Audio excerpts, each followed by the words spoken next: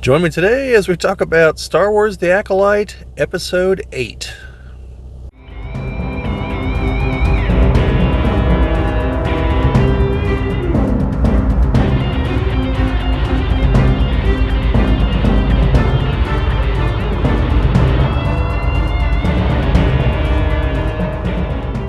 Welcome to the Geek Cabal channel. My name is Bobby, and we have come to it at last. The season finale of Star Wars The Acolyte. This is talking about Episode 8, where grudges will be settled, feuds ended, secrets revealed. I joke, of course, almost none of that was actually happening in this episode because this show is not good. So, let's just dive right in here, I guess. So we've come to it at last here. The last hope of the show. A new hope, perhaps. Or perhaps not. So, we find pretty well everyone winds up on Brendock. Back where it all began. Because, these people can't write worth a damn. So, we have a lightsaber battle between the two characters that we actually kind of care about, Saul and Smilo Ren. So, that fight's actually pretty good, by the way. I mean, it's not really going to compare to, say, the Darth Maul fight, but, well, pretty well nothing is. So, that's a pretty high bar to overcome. It really made me wish I cared more about the characters, because, I thought the fight was good. You've got some business with Osha and May, where, yet again, Saul is trying to tell someone something. He's trying to tell May, the big secret, and he gets interrupted just before he says it, because he's like, no, May, you don't understand. You're not twins. You're not even sisters. And then May stabs him in the chest with an electro thing so he can't finish it. And where that happened, I was just like, are you for real? I should have expected this because it's the same writers as the other 7 episodes. Saul could have spilled the beans on all this back in, episode 1. This has literally been stretched out over 8 episodes.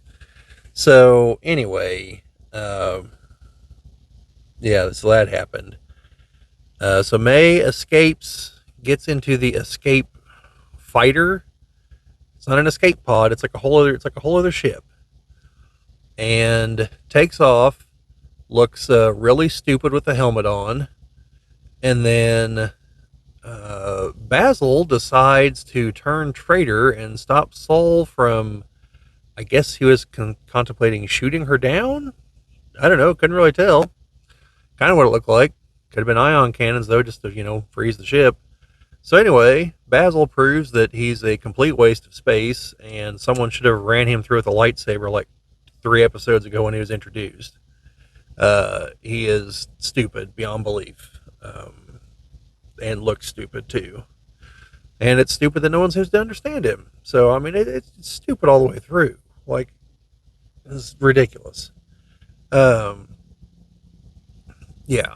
So, whoever's creative decision that was, I don't generally advocate for people being fired, but they need a stern talking to, if nothing else, because it's stupid.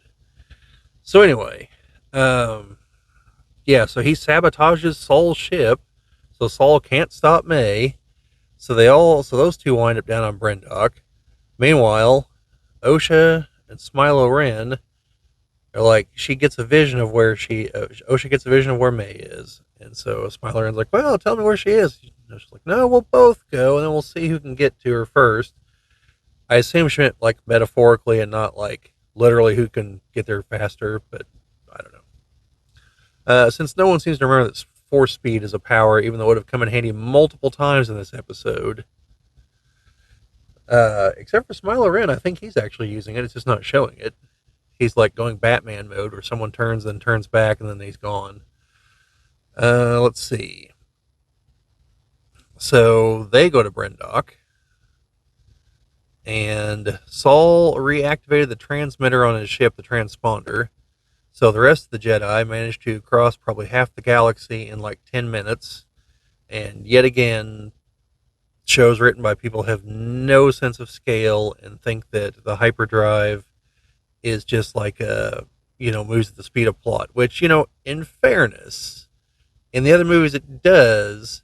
However, at least in the original Lucas movies, like, there's at least a sense of it takes a little bit of time.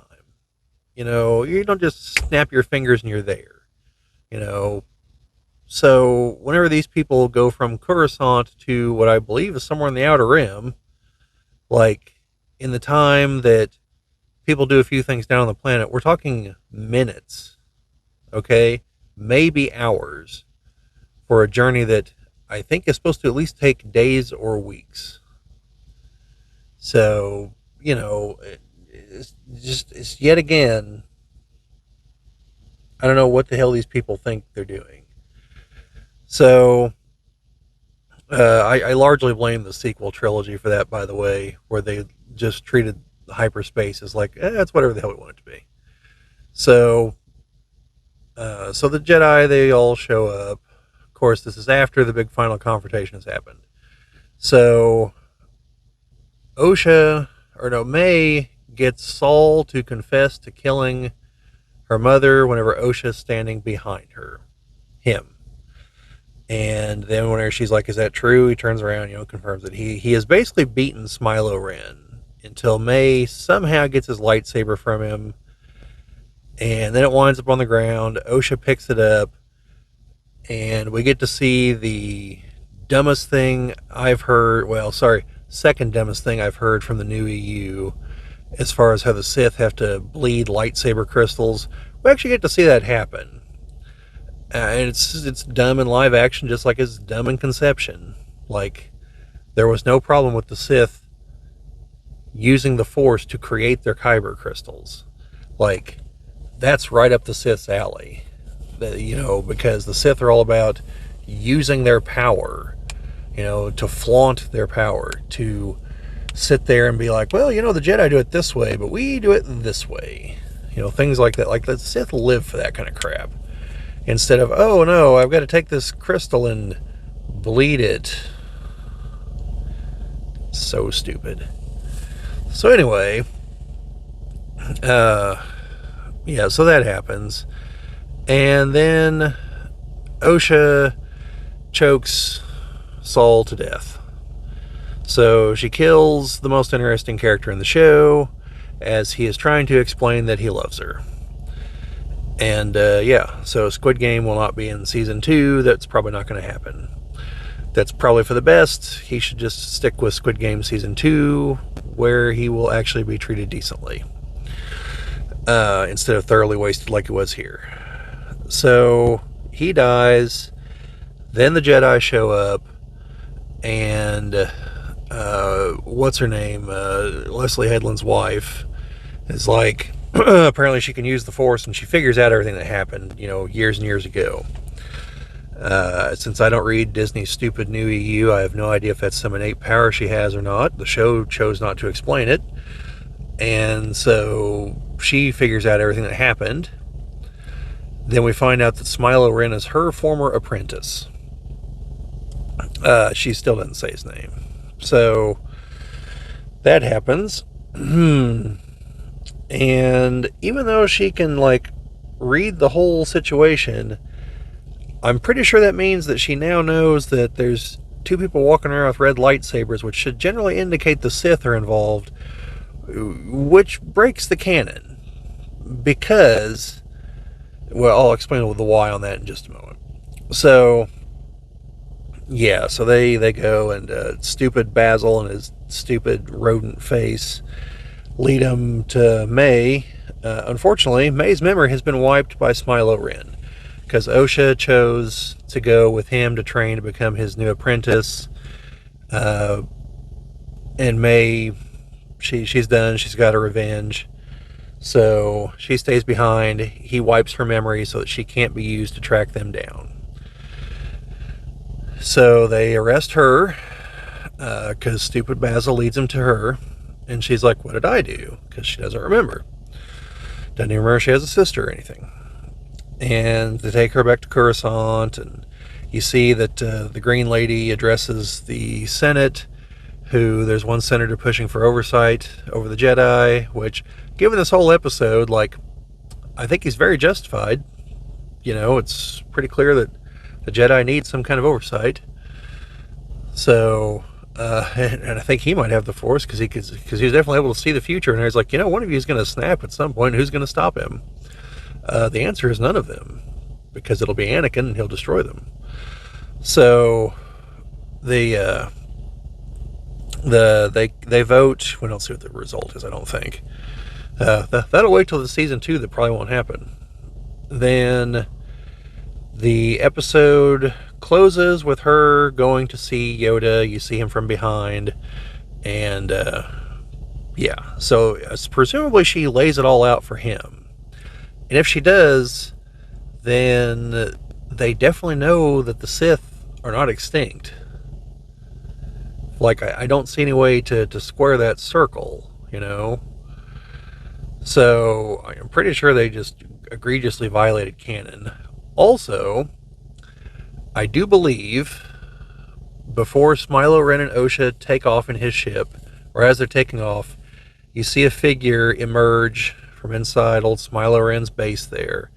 I'm pretty sure it's supposed to be Darth Plagueis. It looked generally like the species he's supposed to be, which is a moon, although all like Sithified. So at least that's the impression I got. So I'm assuming that's who it is, which means that Smilo Ren is the apprentice trying to take on another apprentice to further the Sith legacy. Which, if that's the case, that also means that Smilo Ren ultimately, like, totally fails at some point. And Plagueis just, like, goes on his merry way until he runs into Palpatine. So, so the big secret, by the way, is that Saul is convinced that Osha and May aren't sisters, they aren't twins, they are one person that was split in two by a vergence in the Force. And he explains to May that that they were created by their mother via the Force. And the big reason he didn't tell the Jedi Council was because without May, there was no proof of any of it. They only had Osha, and Osha wasn't enough. They needed May to show that they were identical, which doesn't happen, as far as, like, they talked about that in the flashback episode. So, whenever all this discussion is happening, Smilo Ren, his ears definitely perk up. The whole, like, oh, creating life with the Force, you say? And, yeah. So, I'm pretty sure the idea is, if there is to be a season 2, that we're going to find out that old Smilo Ren somehow figures out what happened, or has enough information that Plagueis can piece it together. So the witches came up with the way to create life via the Force, and Darth Plagueis just ultimately absconds with it, and that's how the Anakin was created. So the central figure of the whole Star Wars saga is now even less special than before. So not only is he not the first person created by the Force like that, like, the knowledge to do it wasn't created by the Sith. They just stole it from someone else. So, yeah, just keep going. Like, see if you can just completely undermine Lucas's movies.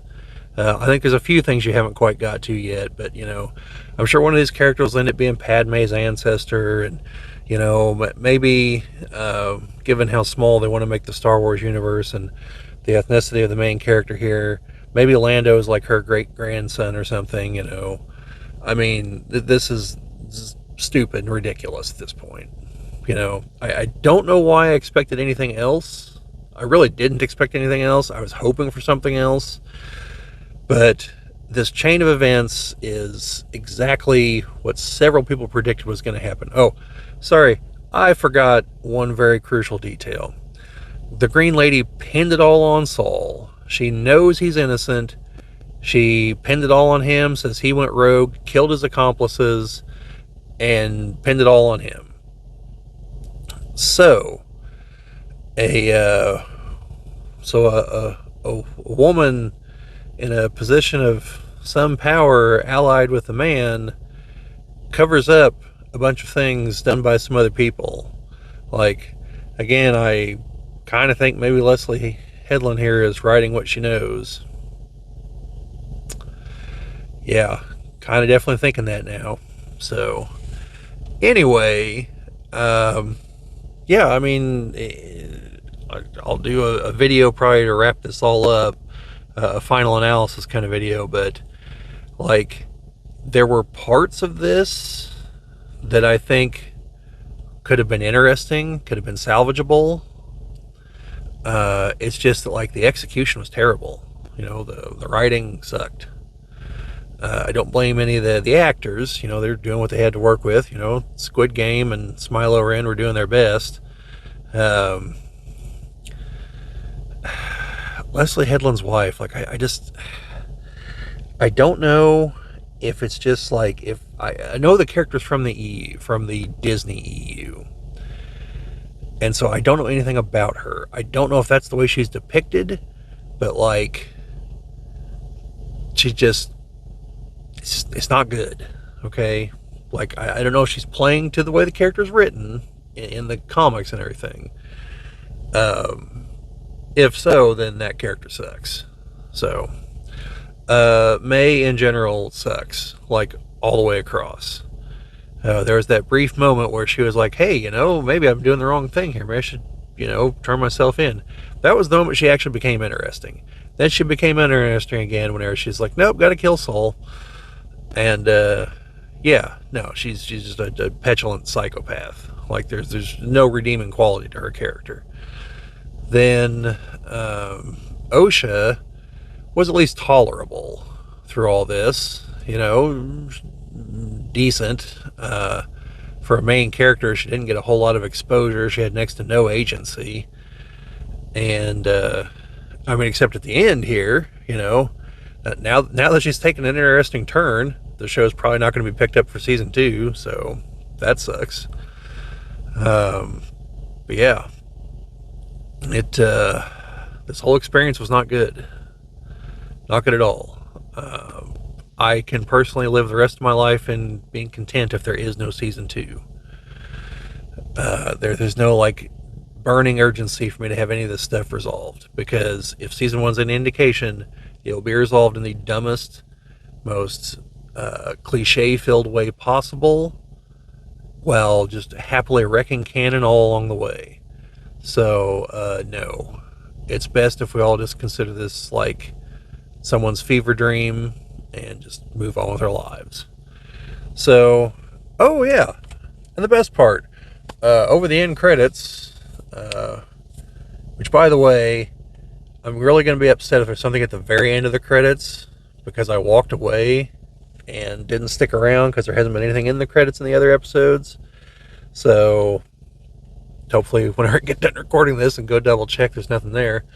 I don't know if I'm going to bother recording anything else to add to this if there is. But we get to hear the ridiculous chanting song about the power of one, the power of two, and the power of many again over the end credits. Like, I still don't even know what the hell that song's even supposed to be talking about at this point. You know, the witches ultimately played a minimal role in all this, other than acting like idiots. So, yeah, no. Stupid people doing stupid things and dying. That's what the show was. Yeah, so anyway, that's The Acolyte, Season 1. Yay! Yeah, so let me know what you think. Like, share, subscribe, all that fun stuff. Let me know down in the comments if you've got a conflicted opinion. Like, if you actually like the show, I am not in any way trying to say that you have a wrong opinion or anything. This is my opinion on the show. If you actually like it, more power to you. You know, I don't want to tell people what to like and dislike. That's up to the individual. Now, there are some things I question people's taste. This one is a little more subjective. Like, I think it's pretty bad, but I mean, I can see parts of it that have merit, so maybe that's enough for other people. And again, that's not a judgment call. But anyway, let me know down in the comments. But remember, may the how are we going to go here? By the power of many. No, I guess we'll go with may the thread be with you always.